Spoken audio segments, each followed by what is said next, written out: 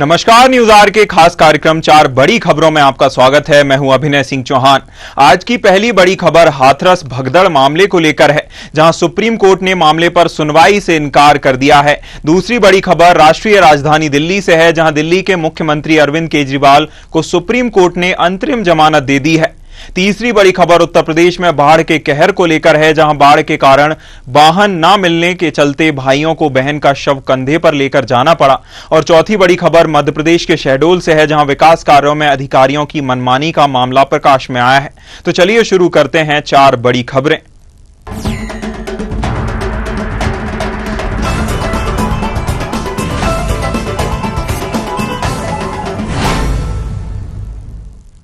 Supreme court ने हाथरस भगदड़ मामले पर दाखिल की गई याचिका पर सुनवाई करने से इनकार कर दिया।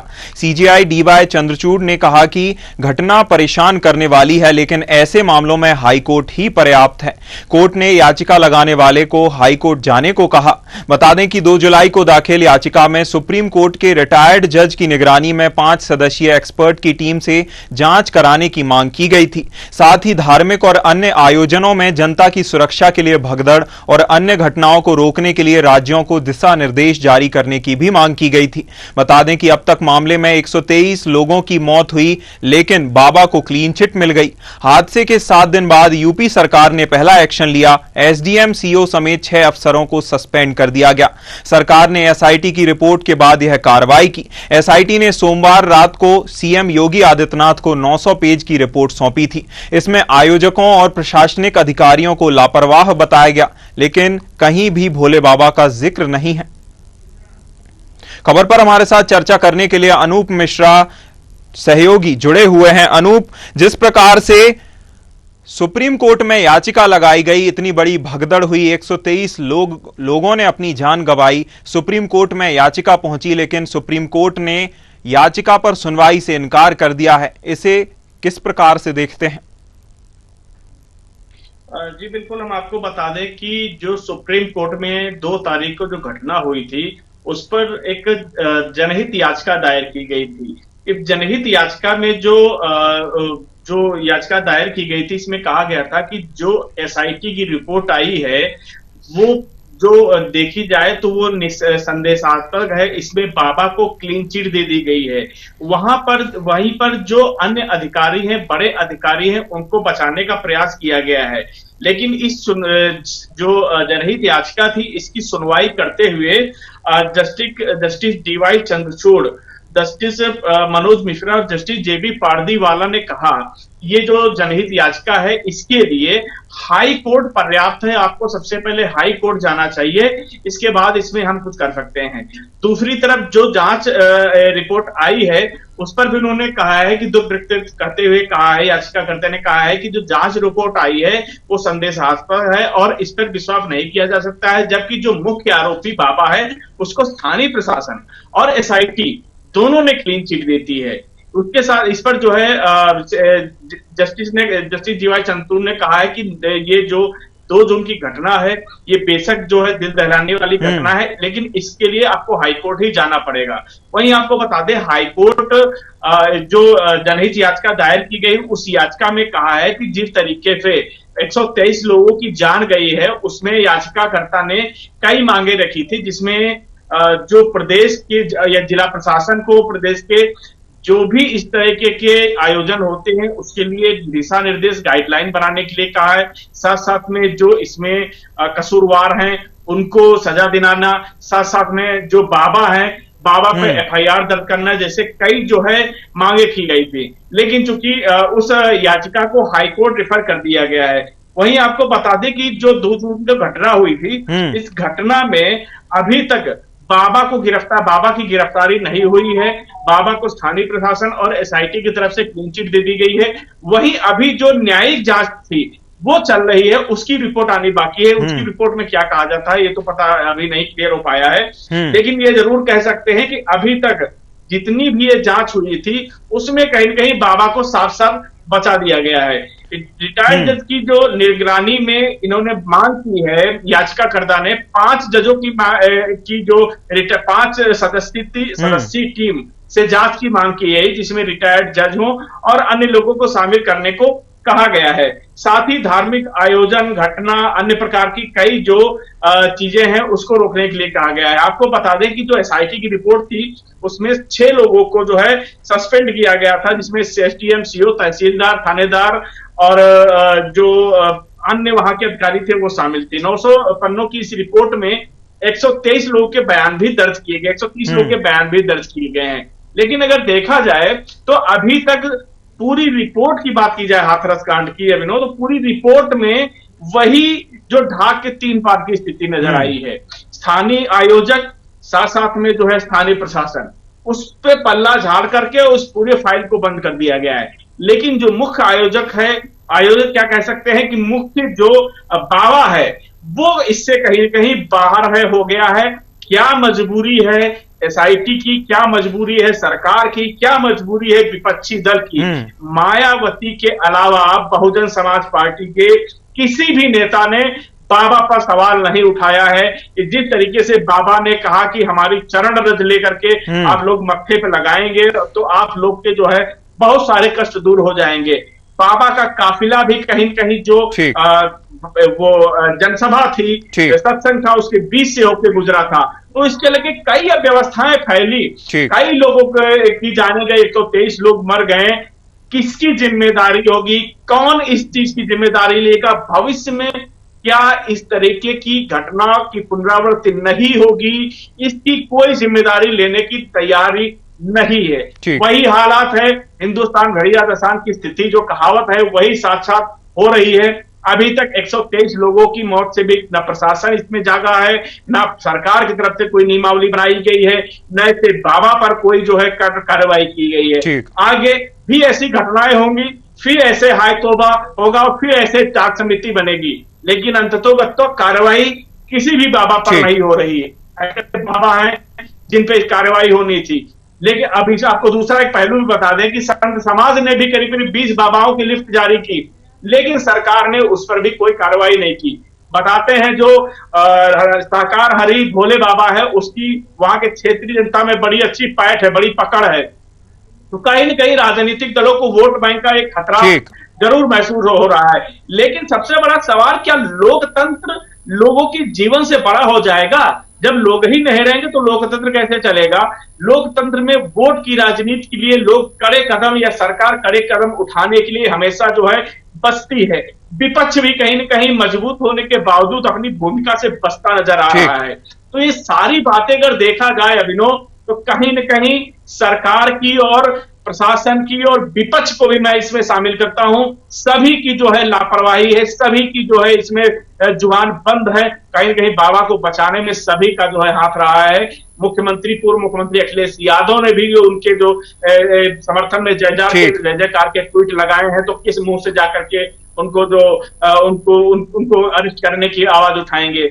वहीं अगर बात की जाए उत्तर प्रदेश सरकार की, तो उत्तर प्रदेश सरकार के बेबी रानी मौर्य जिन्होंने कहा कि इसमें बाबा की गलती नहीं, जो स्वयं भी मंत्री हैं वहां, तो ऐसे बहुत सारे नेताओं के संपर्क भी एक जांच हुई थी जिसमें बताया गया था जांच में जो मधुकर वहां का जो मुख्य आरोपी था सेवा आयोजक जिसके कई नेताओं से संपर्क थे, उसका भी खुलासा नहीं हुआ, वो भी दबा दिया गया। तो कहीं न कहीं ये धुलमुल रवैया रहा। जांच समिति जो रही वो कहीं न कहीं एक जो बहकाने वाली रिपोर्ट रही। ये जब तक बाबा के गिरेबान तक जो है कानून के फंदे नहीं पहुंचते हैं, कानून के हाथ नहीं पहुंचते हैं, तब तक ऐसी ही घटनाएं अभिनव होती रहेंगी। इसको कोई नहीं रोक सकता है। बाबा जैसे पाखंडी बाबा, ढोंगी बाबा ऐसे ही अपने जो है क्रियाकलाप कराते रहेंगे। Pant shirt, 3 piece coat, Land Rover गाड़ी, ऐसो आराम, 100 करोड़ का आश्रम, 5 स्टार होटल जैसी सुविधा, ये किसी बाबा को नहीं शोभा देती हैं। और ये सब बाबा भोले भाले गरीब जनता जिनको सरकारी सुविधाएं नहीं मिलती, जो बीमार हैं, परेशान हैं, घर से उबे हुए हैं, कह सकते हैं कि उनकी अपनी समस्याएं हैं, कोई भी उनको सहारा देता है कि जाइए बाबा के पास जाइए, आपकी समस्या का समाधान हो जाएगा। तो इस तरीके के लोग जा करके वहां अपनी व्यथा सुनाते हैं और उन भोले भाले लोगों को का फायदा ऐसे बाबा उठाते हैं। तो कहीं न कहीं इन पे अंकुश लगना चाहिए। जब तक इन पे अंकुश नहीं लगता, तब तक इस तरीके के हादसों की पुनरावृत्ति लगातार होती रहेगी। बिल्कुल। इतनी बड़ी घटना हुई है, त्रासदी त्रासदी ही कहेंगे। 123 लोगों ने अपनी जान गंवाई है इस घटना में, भगदड़ में। लेकिन अपने आप में यह भी सवाल खड़े करता है कि याचिकाकर्ता या जो जनहित याचिका लगाई गई वह छोटे कोर्ट में ना लगाते हुए सीधा बड़े कोर्ट का रुख किया गया। यह भी बाबा की या अपनी पैठ और जो पहुंच है वह अपने आप में ही दर्शाती है कि याचिकाकर्ता ने सीधे बड़े कोर्ट का रुख किया। हालांकि कोर्ट ने, सुप्रीम कोर्ट ने इसे हाई कोर्ट को रेफर कर दिया है। इसके बाद मामले में क्या कुछ निकलकर सामने आता है, क्या कुछ बिंदु निकलकर सामने आते हैं, ये तो कोर्ट ही डिसाइड करेगा। इसमें समय ही बताएगा कि क्या कुछ निकलकर सामने आता है। बहुत धन्यवाद अनूप, आपका हमारे साथ जुड़ने के लिए, हमारे साथ चर्चा करने के लिए।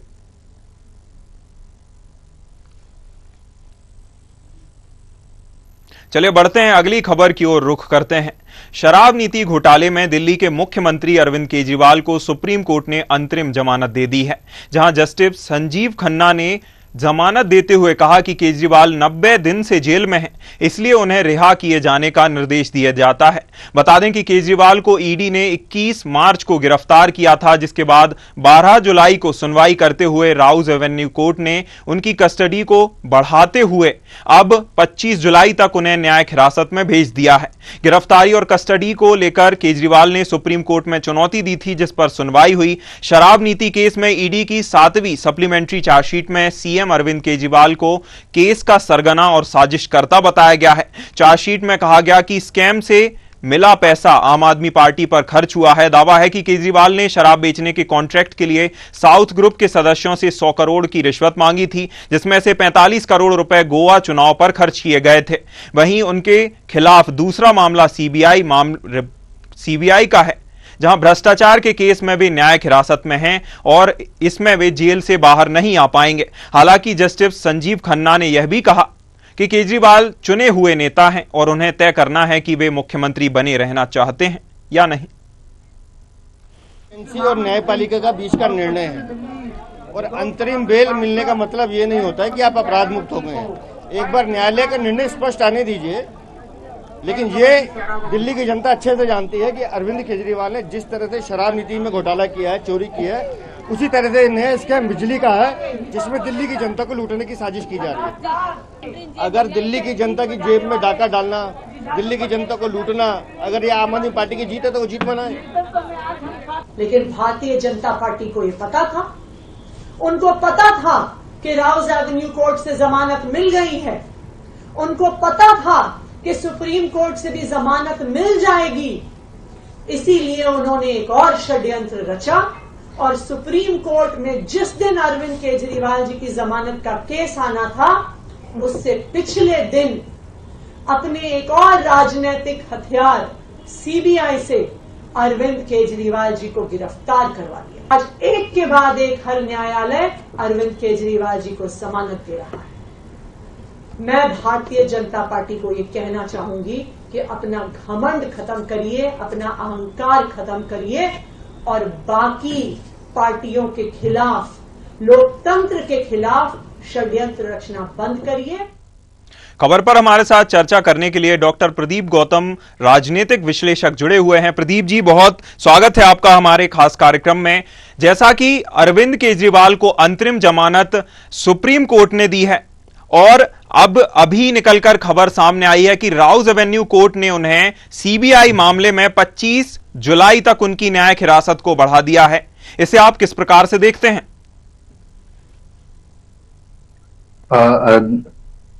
सर देखिए, जो है इसमें जो है, चूंकि अभी हम देख रहे थे लगातार जी, और ये शराब नीति का जो घोटाला हुआ था जी, तो शराब नीति को अगर हम देखें इसको, तो 22 मार्च 2021 को शराब नीति लाई गई थी जी, और तत्काल जो है उप मुख्यमंत्री जो थे मनीष सिसोदिया जी द्वारा, उन्होंने 17 नवंबर 2021 को इसको लागू किया था। और फिर इसके बाद ये जो है विवाद जो शुरू हुए और जिसमें घोटाले की चर्चा हुई, और इस तरीके की जो है विवाद जब बढ़े तो 28 जुलाई 2022 को इसको समाप्त कर दिया गया जी। इसके बाद भी जो है जो तत्कालीन जो है उपराज्यपाल DLG साहब थे, उन्होंने इस पर जो है हेरा फेरी के आरोप लगाए और ईडी जांच की मांग की जी। और ईडी के द्वारा 9 समन भेजे गए जी। और इसके बाद भी अरविंद केजरीवाल जी जब वहां प्रस्तुत नहीं हुए जी, तब जो है 10वें समन के साथ इनकी जो है गिरफ्तारी की गई जी। इसमें जो हम देखें तो जो आपका यहां पर अभी जो सुप्रीम कोर्ट ने, तो चूंकि आपके जो केजरीवाल जी हैं ये चुने हुए नेता हैं और चुने हुए नेता होने की वजह से जो सुप्रीम कोर्ट है, सुप्रीम कोर्ट ने उन्हें इसी उसमें जमानत दी है और ये कहा है कि आपको जो है मतलब मुख्यमंत्री बने रहना है या नहीं रहना है, इसके लिए जो है अंतिम जो फैसला है, क्योंकि चुने हुए प्रतिनिधि आपके अरविंद केजरीवाल जी हैं तो उन्हें जो है रखना है। बिल्कुल प्रदीप जी, और इसके बाद जब जी जी जी जी जी जी जी आप अपनी बात पूरी करें। सवाल जी प्रदीप जी, मैं ये कह रहा था कि अरविंद केजरीवाल को अंतरिम जमानत फिर उन्हीं शर्तों के साथ दी गई है जो कि जिन शर्तों के साथ उन्हें चुनाव के दौरान जमानत दी गई थी। चुनाव के दौरान उन्होंने कई सारे ऐसे शर्तें थीं जिनका उल्लंघन किया। उनसे कहा गया था कि वह अपने केस को लेकर कोई बयान ना दें, उन्होंने बयानबाजी भी की, लेकिन जब फिर उन्हें अपनी जमानत को आगे एक्सटेंड कराना था, उन्हें बढ़ावानी थी अपनी जमानत को, तो फिर वो अपने बयानों को लेकर शांत हो गए। इस पर क्या कहना चाहेंगे? क्योंकि वही शर्तें पहले भी थी, वही शर्तें अब भी हैं। क्या अब वह शर्तों का पालन करेंगे अगर उन्हें बाहर आने को मिलता है? हालांकि 25 तारीख तक उनकी जमानत न्यायिक हिरासत बढ़ा दी गई है। इसमें चूंकि देखिए जो आपके केजरीवाल जी हैं जो राजनेता हैं और राजनेता जो है बयानबाजी से कभी पीछे हटते नहीं हैं जी। वो जो है हमेशा भुनाने का प्रयास करते हैं और मुझे जो लगता है कि अरविंद केजरीवाल जी इसको जो है बीजेपी की हार के तौर पर जो है पूरे उसमें जो है दिखाने का प्रयास करेंगे कि यहाँ पर बीजेपी जो है हारी और जो है आम आदमी पार्टी की जीत हुई है।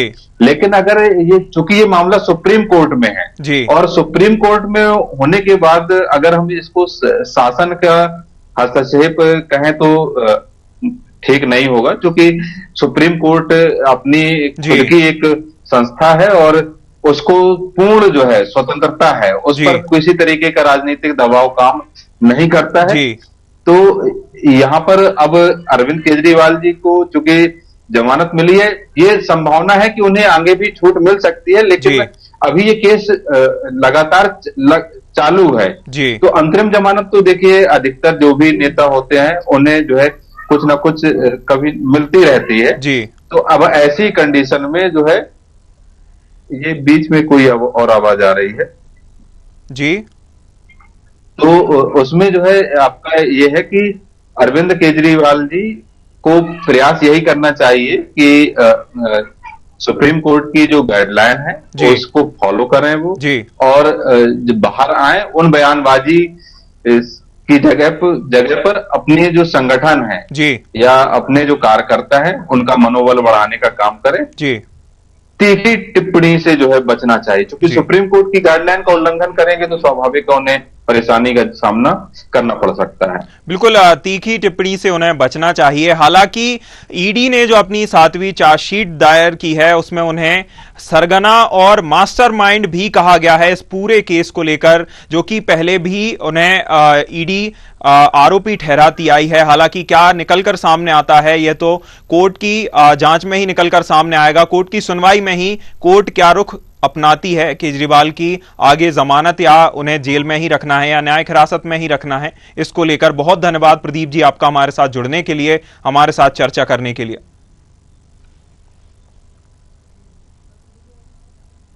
चलिए आगे बढ़ते हैं, मुख्य अगली खबर की ओर रुख करते हैं। लखीमपुर से एक दिल झकझोर देने वाली तस्वीर सामने आई है। जहां बाढ़ के बीच बहन के शव को कंधे पर लादकर दो भाई 5 किलोमीटर पैदल चलकर घर पहुंचे। जब एक भाई थकता तो दूसरा बहन के शव को कंधे पर लादकर चलने लगता। दोनों थक जाते तो शव को जमीन पर रखकर थोड़ी देर आराम करते। बता दें कि बाढ़ के कारण रास्ते बंद होने से एक किशोरी की इलाज ना हो पाने के कारण उसकी मौत हो गई। जहां तक कि किशोरी के शव को लेकर घर ले जाने के लिए वाहन जाने का रास्ता नहीं बचा।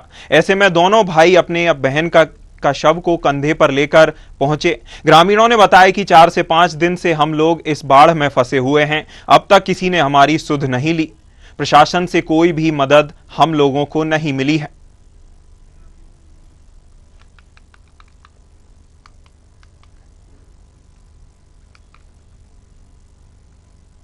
चलिए बढ़ते हैं, अगली खबर की ओर रुख करते हैं। शहडोल में ग्राम बचरबार में ग्रामीणों को अधिकारियों की मनमानी का सामना करना पड़ रहा है, जिसमें ग्राम पंचायत में विकास कार्यों में हुए फर्जीवाड़े भुगतान पर ग्रामीण आवाज उठाई है। बता दें कि ग्रामीण और वार्ड पंचों ने अधिकारियों से सामने सचिव हटाओ पंचायत बचाओ के नारे लगाए, जिस पर कलेक्टर के पास शिकायत होने पर भी कोई कार्रवाई नहीं हुई, जिससे ग्रामीणों को परेशानियों का सामना करना पड़ रहा है। खबर पर हमारे साथ चर्चा करने के लिए पंकज राव संवाददाता शहडोल से जुड़े हुए हैं। पंकज, जिस प्रकार से अफसरशाही का ग्रामीणों को सामना करना पड़ रहा है, क्या है पूरा मामला? जी अभिनव, मैं बताना चाहूँ अभिनव कि जिस प्रकार से अगर भ्रष्टाचार जो इस क्षेत्र में फैला हुआ है, पंचायतों में फैला हुआ है, वो साफ आप वीडियो से देख ही सकते हैं। शिकायत होने के बाद अगर कार्रवाई नहीं होती, यह भी एक बड़ा सवाल उठता है। कहीं ना कहीं पर जिस प्रकार से अधिकारी मौजूद हैं और इस प्रकार से घटिया निर्माण कार्य हो रहे हैं, यह भी एक बड़ा सवाल उठता है। मैं आपको बताना चाहूँ, जनपद पंचायत बुढ़ार जो कि हर बार सुर्खियों में किसी न किसी मामले को लेकर के रहता है, और इसी प्रकार से जनपद पंचायत बुढ़ार के ग्राम पंचायत बचरवार में सचिव की जो अधिकारियों के साथ मिली भगत थी, वह साफ दिखाई दे रही है। उसी के विरोध में ग्रामीणों ने एकजुट होकर के सचिव हटाओ पंचायत बचाओ के नारे लगाए। मैं आपको बताना चाहूं कि किस प्रकार से वहां पर घटिया निर्माण किया गया है, किस प्रकार से शासन के पैसों की होली खेली गई, वह साफ आपको वीडियो में दिख रहा है। जी अभिनव। बिल्कुल पंकज, ग्रामीणों ने अपनी आवाज उठाई है, सचिव के खिलाफ नारे भी लगाए हैं। अब तक ग्रामीण कौन से अधिकारियों के सामने पहुंचे अपनी शिकायत को लेकर, और अधिकारियों की ओर से उन्हें क्या कुछ कहकर टाल दिया गया?